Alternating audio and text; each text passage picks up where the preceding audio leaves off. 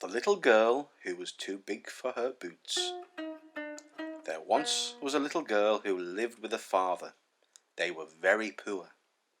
The father would often cook meals for them both.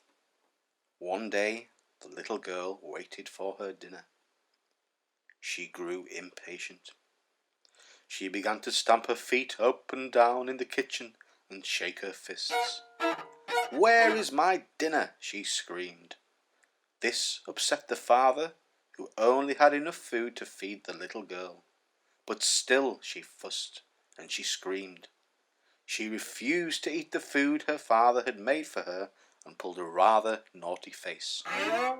"Right," said her father. "You're too big for your boots," and with a gulp he swallowed both the girl and her dinner. The little girl shouted and kicked and screamed inside her father's tummy, but he closed his mouth tight and he would not let her out. After a while, the father grew tired and decided to go and rest. He lay down on his bed, but still the little girl kicked and screamed.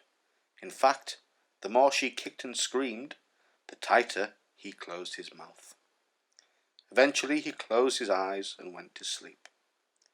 In the father's room there was an open window, and after some time a small blue bird flew in and rested on the window ledge.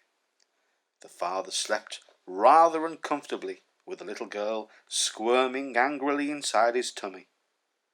The little bird flew out of the window, and as it did this, one of its tail feathers drifted on the breeze and came to a stop right on the tip of the father's nose. Every time the father took a breath, the feather would rise up into the air and back down again, tickling his nose, as the little girl continued to kick and scream angrily inside his stomach.